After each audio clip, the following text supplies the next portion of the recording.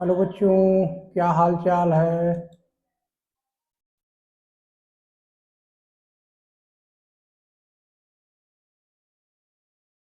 बच्चों, आज हम पढ़ेंगे conservative and non conservative force. जैसा कि यहाँ पर आपको स्क्रीन पे दिख रहा है बच्चों, इसके बारे में आज हम देखेंगे। हमने बच्चों पिछले वीडियो में जो पढ़ा था वो कंजर्वेटिव फोर्स के बारे में पढ़ लिया था। आज बच्चों हमको देखना है नॉन कंजर्वेटिव फोर्स। ये नॉन कंजर्वेटिव फोर्स क्या होता है उसके बारे में समझिए बच्चों। नॉन कंजर्वेटिव होता क्या है। A force is said to be a non conservative force. जैसे यहाँ बच्चों लिखा है, a force is said to be non conservative force है। यानी जब ये नॉन कंजर्वेटिव फोर्स रहेगा बच्चों, तो उसको हम क्या कह सकते हैं। यानी फोर्स क्या कहता है कि कंजर्वे नॉन कंजर्वेटिव है। If work done if work done are against the force. यानी जब हम कोई वर्क करेंगे बच्चों, और बाई यानी फोर्स के द्वारा हो या फोर्स के विरुद्ध हो, इन ए मूविंग बॉडी, एक घूमती हुई बॉडी में, एक क्या हो बच्चों, घूमती हुई बॉडी में, डिपेंड्स अपॉन द पाथ। एक क्या करेगा, ये depends upon the path between initial and final position.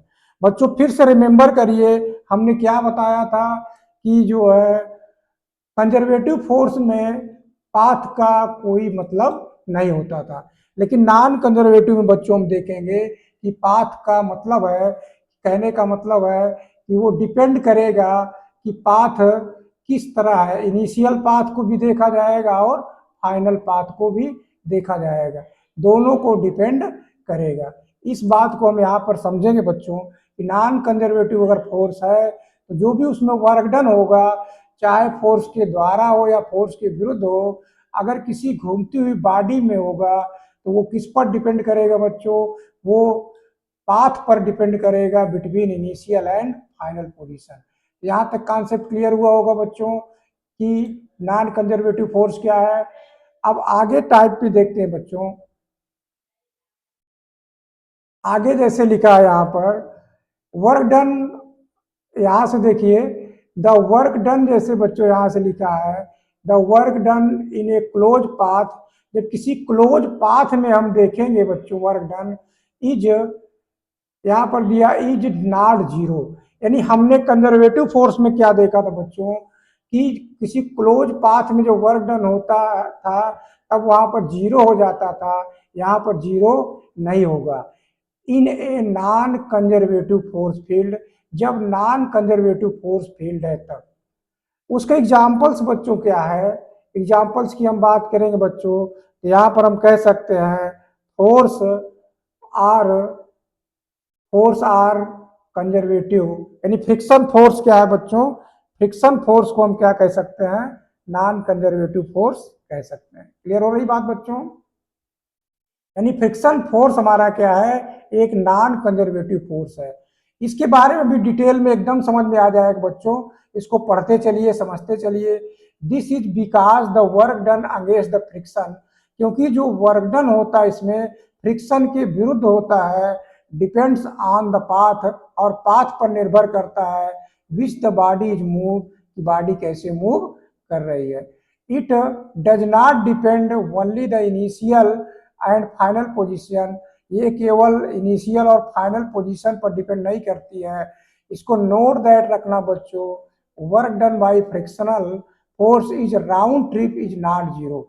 यानी फ्रिक्शनल फोर्स जो होगा राउंड ट्रिप करेंगे तब वो जीरो नहीं होगा। इस तरह हम इसको बच्चों समझ सकते हैं।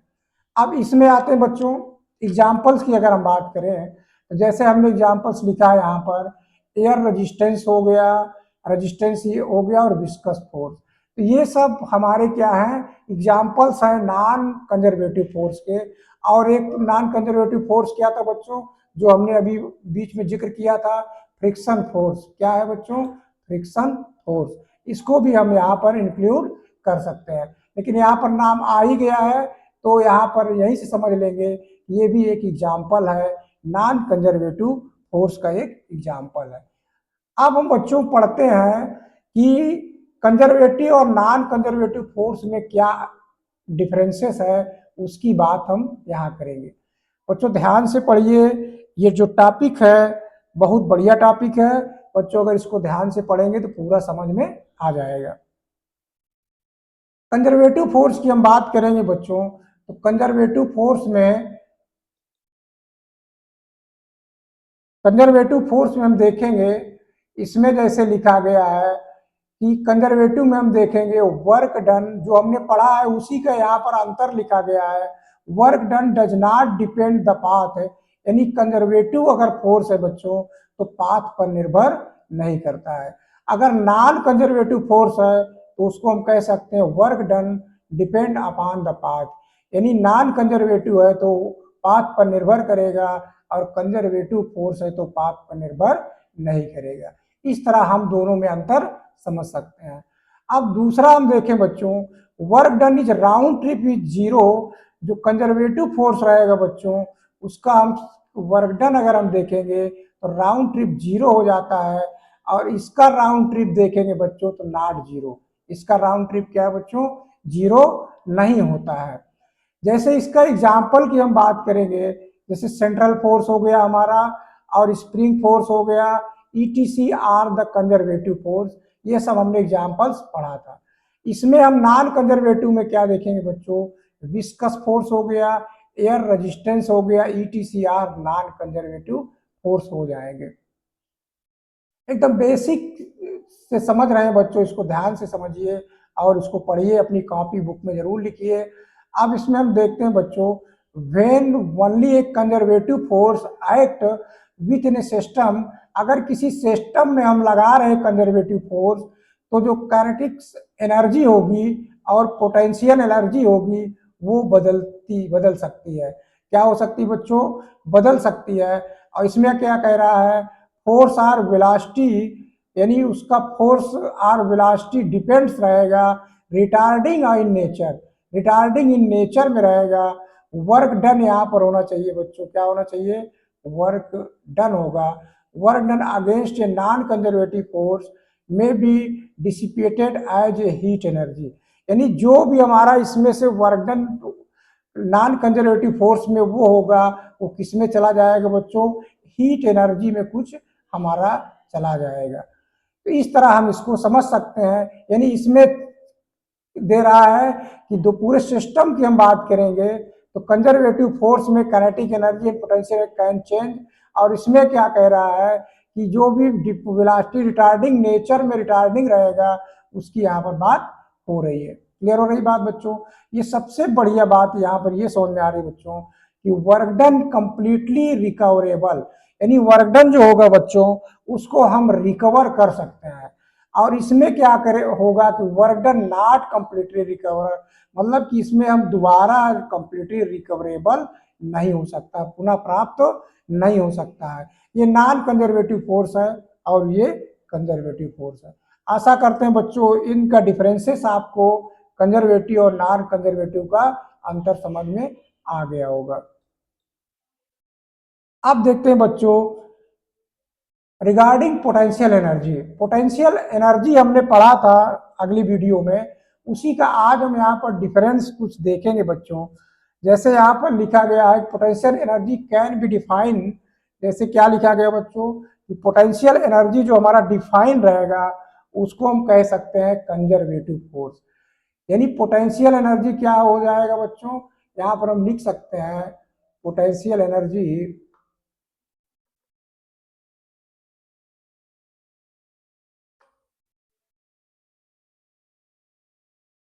Potential energy can be define only for conservative force.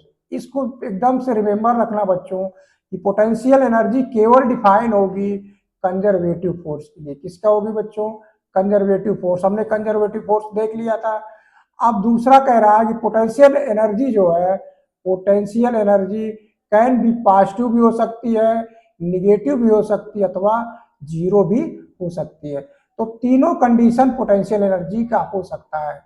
तीसरी बात है कि potential energy depends on the frame of reference, यानी फ्रेम ऑफ रेफरेंस पर डिपेंड करेगा कि फ्रेम ऑफ रेफरेंस से कैसे है। क्लियर हो रही बच्चों। इसमें हम बात करेंगे ए मूविंग बॉडी में अथवा मे नॉट है पोटेंशियल एनर्जी। एक घूमती हुई बॉडी में पोटेंशियल एनर्जी हो भी सकती है, नहीं भी हो सकती, दोनों कंडीशन हो सकती है। Potential energy should be consider to be a property of entire system, पूरे इंटायर सिस्टम का, rather than assignment any specific particles. तो ये जो हमने 5 टॉपिक बताए हैं ये रिगार्डिंग पोटेंशियल एनर्जी के हैं बच्चों। क्लियर हो रही बात बच्चों? आगे हम इसमें देखेंगे पोटेंशियल एनर्जी का। Potential energy depends on the position of reference value. Reference level की बात होगी तो रेफरेंस लेवल का मतलब क्या हो जाएगा? तो बच्चों यहाँ पर अगर हम रेफरेंस लेवल की बात करेंगे तो रेफरेंस लेवल की बात जब करेंगे यहाँ पर तो लिख सकते हैं यहाँ पर बच्चों हम रेफरेंस लेवल, जैसे यहाँ पर हम लिखते हैं रेफरेंस लेवल। जो रेफरेंस लेवल होगा बच्चों तो वहां पर हम लिख सकते हैं रेफरेंस लेवल यानी F equal to 0। Reference level में फोर्स हमारा 0 रहेगा एंड हम लिख सकते हैं पोटेंशियल एनर्जी, उसको इस तरह पोटेंशियल एनर्जी को लिख देते हैं, पोटेंशियल एनर्जी भी 0 रहेगा। इसको इस तरह लिखेंगे, इसको हम लोग किससे डिनोट करेंगे बच्चों? U से पोटेंशियल एनर्जी को डिनोट करेंगे। जैसे हम एग्जाम्पल्स की बात करें बच्चों तो ग्रेविटेशनल फोर्स की हम बात करें, ग्रेविटेशनल फोर्स, ग्रेविटेशनल फोर्स की हम बात करें बच्चों तो इसको लिखा जाता है माइनस जी एम एम। क्या लिखेंगे बच्चों? एम और एक capital M upon R. R दूरी पर, मतलब कोई पार्टिकल्स है हमारा, एक मास एम है दूसरा मास एक कैपिटल एम मान लेते हैं बच्चों, इसको हम कैपिटल एम मान लेते हैं और इसको स्मॉल एम मान लेते हैं, अपान ये हो जाएगा आर स्क्वायर। ये हमारा ग्रेविटेशनल फोर्स हो जाएगा। इसको अगर हम इस तरह समझे बच्चों कि ये जो हमारा फोर्स है एक मान लेते हैं कि एम है और दूसरा फोर्स हमारा m2 है, तो m2 जो हम मानेंगे यहाँ पर बच्चों इसको हम मानेंगे यहाँ पर m, इसको मानेंगे ये हमारा क्या है बच्चों? अर्थ है। क्या है बच्चों? अर्थ है। इसको हम अर्थ मानेंगे और यहाँ से यहाँ तक का जो दूरी रहेगा बच्चों सेंटर से लेंगे, सेंटर से दूरी r है और इस पार्टिकल के भी सेंटर को हम मान के चलेंगे। तब जब ग्रेविटेशनल फोर्स आएगा बच्चों तो उसको लिखा जाएगा माइनस जी, लिखा जाएगा माइनस जी लिखा जाएगा और माइनस जी एम और लिखा जाएगा कैपिटल एम बनाएंगे अपान आर स्क्वायर के हो जाएगा। इतनी बात क्लियर हो गई बच्चों? ये तो 2 पार्टिकल्स हो गया अर्थ और उसका। अब हम बात करें बच्चों इलेक्ट्रिसिटी की, हम बात करें तो इलेक्ट्रिसिटी में हम जब बात करेंगे तो इलेक्ट्रिसिटी में सोचो क्या हो जाएगा? इलेक्ट्रिसिटी में 2 आवेश हम मान लेते हैं, एक आवेश हमारा Q1 है, दूसरा आवेश हमारा बच्चों Q2 है। इस तरह 2 आवेश मान लेते हैं, R दूरी पर है, इसका जो हमारा फोर्स आएगा इसका फोर्स लिखा जाता है बच्चों K इंटू लिखा जाएगा Q1 Q2 अपान R स्क्वायर लिखा जाएगा। R का स्क्वायर यहाँ पर इस तरह लिखा जाएगा। ये जो हम बच्चों यहाँ पे देख रहे हैं कि ये ग्रेविटेशनल फोर्स हमारा हो गया और एक जो हमारा हो गया इलेक्ट्रिक फोर्स हो गया। तो इलेक्ट्रोस्टैटिक फोर्स भी इसको बोल सकते हैं, इलेक्ट्रोस्टैटिक फोर्स, इलेक्ट्रोस्टैटिक फोर्स, इस तरह जो है हम इसको बोल सकते हैं।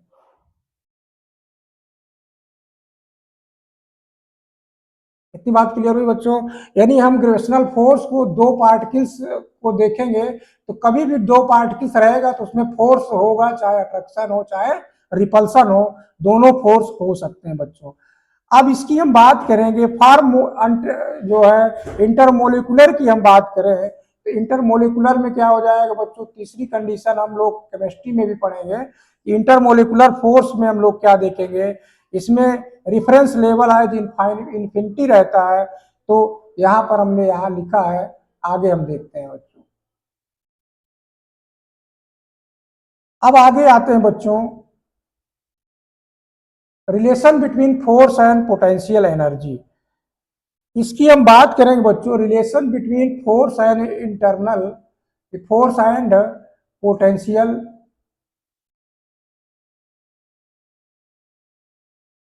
Relation between the force and potential energy, इसकी बात करते हैं बच्चों।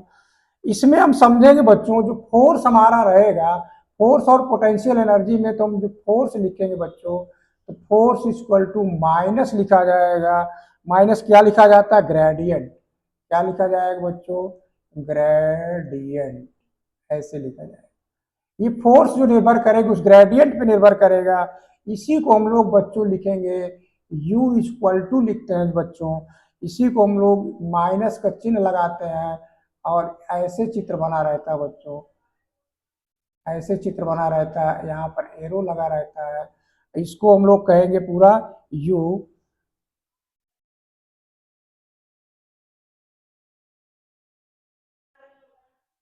यू हो गया। क्लियर हुआ बच्चों? यानी जो यू बराबर, अब फोर्स की हम बात करेंगे तो फोर्स को अगर हम सभी दिशाओं में हम देखेंगे बच्चों, रिलेशन ऑफ फोर्स, तो एफ बराबर लिखा जा सकता है माइनस, इसमें लिखा जा सकता है आई। ये जो हम बता रहे हैं बच्चों, इस टॉपिक को बहुत ध्यान से पढ़ना। इसको लिखा जाएगा, ऐसे बना देते हैं बच्चों, ये हाँ अब सही हो गया, ये एक्स के सापेक्ष हो गया बच्चों। अब इसी तरह हम लिखेंगे प्लस जे का लिखेंगे, आई फैक्टोरियल कर देते हैं और यहाँ पर हो जाएगा इस तरह। इसको हम लिख सकते हैं इस तरह वाई। समझ आ रहा बच्चों? फिर आगे हम लिखेंगे के फैक्टोरियल, ऐसे लिखेंगे ये अपान जेड। तो ये जो हमारा संबंध आया, एफ का जो पोटेंशियल एनर्जी का संबंध आया, अगर एक्स डायरेक्शन में तो इतना हो जाएगा, वाई में इतना हो जाएगा, जेड में है तो इतना हो जाएगा। यानी उसका ग्रेडियंट पर निर्भर करेगा, लेकिन माइनस चिन्ह रहेगा। इस चीज को बच्चों ध्यान रखेंगे। अगला हम देखते हैं बच्चों, gravitational potential energy. Gravitational potential energy हमने अभी पढ़ा बच्चों कि जब दो मासेस के बीच में जो फोर्स लगता है, अगर हम मास की बात समझे बच्चों, तो जैसे हमने अभी पढ़ा था, यहाँ पर एक एम मास है और ये हमारी अर्थ है, ये हमारी क्या है? एम हमारी अर्थ है। यहाँ से यहाँ तक की दूरी हमने अभी माना था आर है। तो ये जो ग्रेविटेशनल पोटेंशियल एनर्जी रहेगा, तो यू बराबर लिखा जाएगा बच्चों minus G M, M upon लिखा जाएगा बच्चों आर लिखा जाएगा। क्लियर हो गया बच्चों? यानी ये संबंध आएगा, इसको हम आगे चलकर चैप्टर में पढ़ेंगे, समझेंगे, लेकिन अभी यहाँ पर हम लोग इसको समझ लेते हैं कि जो पोटेंशियल, ग्रेविटेशनल पोटेंशियल होगा एनर्जी, इस तरह लिखा जाएगा। ये क्या है बच्चों? रेडियस है। इसको हम क्या लिख सकते हैं? रेडियस, यानी माइनस जी एम, एम अपान, इस तरह लिख सकते हैं। अब ये ग्रेविटेशनल की हम बात कर रहे हैं बच्चों, अब जितना ऊंचाई पे हम ले जाएंगे वैसे वैसे बढ़ता चला जाएगा। क्लियर हो रही बच्चों बात? अब इसी में हम बच्चों अगर ये समझे कि मास एट द सरफेस, अगर इसी के हम सरफेस में रख दें, तो सरफेस में रख देंगे तो क्या हो जाएगा बच्चों? इसमें को हम अगर इस तरह मान लें, ये सरफेस पर ही रख दें, इसको स्मॉल मान लेते हैं बच्चों समझने के लिए, यानी आर स्मॉल है, ये भी आर स्मॉल हो जाएगा। अगर हम सरफेस पे कोई मास इस तरह रख देते हैं या मास, तो यहाँ से यहाँ तक की रेडियस हमारी आर है, तो इस कंडीशन में हम ये समझेंगे, इसका जो लिखा जाएगा पोटेंशियल एनर्जी, तो उसका लिखा जाएगा यू, यू बराबर लिखा जाएगा माइनस जी, लिखा जाएगा एम, कैपिटल एम अपान लिखा जाएगा आर लिखा जाएगा। इतनी समझ में आ रही बच्चों?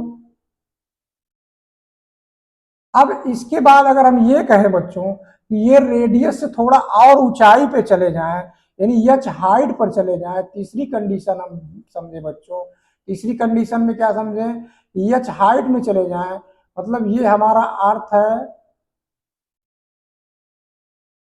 ये हमारा अर्थ है, इसकी रेडियस आर है, और इस आर से हम बच्चों एच हाइट पे चले जाते हैं, एच हाइट पे चले जाते हैं, और यहाँ पर हमारा एम मास है। इस कंडीशन में अगर हम पोटेंशियल एनर्जी की बात करेंगे एच हाइट पर, तब इसको क्या लिखा जाएगा बच्चों, लिखा जाएगा U equal to minus G M M M upon लिखा जाएगा आर प्लस एच, ऐसे लिखा जाएगा। क्लियर हो रही बात बच्चों? तो यहाँ पर इस तरह जो है हम लिख सकते हैं।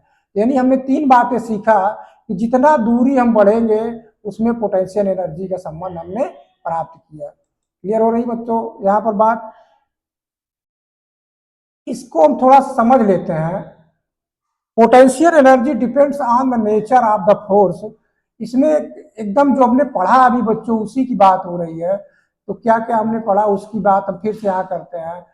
जैसे लिखा है यहाँ पर बच्चों, for attractive force you is negative. यानी एकदम सिंपल सी बात हम पढ़ेंगे बच्चों कि अगर कोई फोर्स अट्रैक्ट हो रहा है तो पोटेंशियल एनर्जी नेगेटिव होगी। इस बात को एकदम समझेंगे कि जब कोई पार्टिकल्स जो है, दो पार्टिकल्स है, दोनों में अट्रैक्शन हो रहा है, दोनों में क्या हो रहा है बच्चों, अट्रैक्शन हो रहा है, उस अट्रैक्शन में u का मान क्या होगा, निगेटिव साइन में आएगा। क्लियर हो गई बात बच्चों? For the repulsive of the force, अगर रिपल्सिव फोर्स लगेगा तो u इज पॉजिटिव होगा। क्लियर हो रही बच्चों बात? अब आगे बढ़ते हैं। When work done by the force, जो work done by the force किया जा रहा है बच्चों, body move in the direction of force, यानी बॉडी क्या मूव कर रही है, जिस दर से हमने फोर्स लगाया है उसी की डायरेक्शन में मूव कर रही है, तो पोटेंशियल एनर्जी विल डिक्रीज हो जाएगी। पोटेंशियल एनर्जी क्या होगी बच्चों, डिक्रीज हो जाएगी। जैसे हम समझे बच्चों कि हमने जो है ऐसे चित्र बनाया, तो चित्र बना के हम ये समझ लें कि उसके डायरेक्शन में अगर हमारा वर्क डन भी हो रहा है, तो वर्क डन में डायरेक्शन में हो रहा है, तो उसी हमने जैसे फोर्स को इधर ही फोर्स को भी लगाया और इधर बॉडी भी इधर ही मूव हो रही है, तो यहाँ पर पोटेंशियल एनर्जी विल भी डिक्रीज हो जाएगा। क्या लिखेंगे, potential energy will be decreases हो जाएगा। आगे हम बात करें बच्चों, when work is done against the force, जब वर्क डन किसी फोर्स के विरुद्ध होगा, body displaced opposite the direction, यानी फोर्स के अपोजिट होगा, यानी हम फोर्स तो इधर लगा रहे हैं लेकिन बॉडी मूव इधर हो रही है, मूवमेंट इधर हो रहा है, जब मूवमेंट इधर हो रहा है तब पोटेंशियल एनर्जी क्या होगी बच्चों, विल इंक्रीज, पोटेंशियल एनर्जी क्या होगी, बढ़ेगी। ये चीज हम समझेंगे। फॉर पोटेंशियल एनर्जी डिटरमिनेशन की बात करें बच्चों, we do not include the work done against the non conservative like friction force, यानी फ्रिक्शन फोर्स को इसमें इंक्लूड नहीं करते हैं। अब इसकी हम बात करें बच्चों, फ्रिक्शन फोर्स को कैसे इंक्लूड नहीं करते हैं, उसका एग्जांपल्स लेके हम समझते हैं। पहले इसको मिटा देते हैं बच्चों।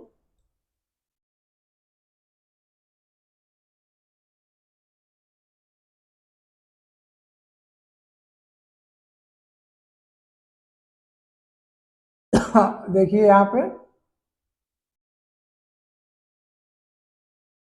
जैसे हम पहले इसमें स्मूथ प्लेट का देखते हैं, जैसे हमने इस तरह बना है बच्चों, ये हमारा कोई इंक्लाइंड प्लेन है ऐसे, और एच हाइट पर है बच्चों, एच हाइट पर है, और ये क्या है बच्चों, ये क्या है, स्मूथ है। क्या है बच्चों, स्मूथ है, स्मूथ है। तो स्मूथ होने पर ये थीटा एंगल पे इंक्लाइंड है यहाँ पर, चाहे जितना हो, लेकिन पोटेंशियल एनर्जी क्या लिखा जाएगा, वर्क डन जितना होगा वही लिखा जाएगा। इसमें हम क्या लिखेंगे बच्चों, वर्क डन जो हम लिखेंगे बराबर हम लिखेंगे यहाँ पर पोटेंशियल एनर्जी की, पोटेंशियल एनर्जी। क्लियर हुई बात बच्चों? इसी को हम लिख सकते हैं एम जी एच। क्या लिख सकते हैं बच्चों, एम जी एच। अब इसमें हम देखेंगे बच्चों कि फ्रिक्शन फोर्स अगर इंक्लूड हो गया है तो इसमें हम देखेंगे, जैसे हमारा ये, इसको ध्यान से समझेंगे बच्चों, जैसे हमारा ये त्रिभुज है, ऐसे बना है, और इंक्लाइंड प्लेन में ऐसे जिगजैग बना है। इसमें फ्रिक्शन है बच्चों। तो इसमें जो फ्रिक्शन है, इसमें क्या है बच्चों, ये फ्रिक्शन है। क्लियर हो गया बच्चों? यहां पर फ्रिक्शन है, तो यहां पर इसको हम क्या लिख सकते हैं, रफ सरफेस। क्या लिख सकते हैं, रफ रफ सरफेस। क्लियर हुई बात बच्चों? और ये भी थीटा पर ही है, मान लेते हैं थीटा पर ही है। तो जो वर्क डन होगा, इसका जो वर्क डन होगा बच्चों, वर्क डन जो लिखा जाएगा, mgs तो लिखा ही जाएगा, प्लस लिखा जाएगा, क्या लिखा जाएगा, वर्क डन अगेंस्ट फ्रिक्शन। यानी जो वर्क डन अगेंस्ट फ्रिक्शन हुआ है, वर्क डन अगेंस्ट फ्रिक्शन, इसको भी इसमें इंक्लूड किया जाएगा। लेकिन बच्चों यहाँ पर बट पोटेंशियल एनर्जी की हम बात करेंगे, तो जो पोटेंशियल एनर्जी हमारी लिखी जाएगी, पोटेंशियल एनर्जी हमारी केवल क्या रहेगी, यानी फ्रिक्शन फोर्स को हम नहीं लेंगे, तो पोटेंशियल एनर्जी केवल हमारी हो जाएगी mgh हो जाएगी। इस तरह हम बच्चों इसमें समझेंगे। आशा करते हैं बच्चों जो हम टॉपिक बता रहे हैं आपको समझ में बात आ रही होगी।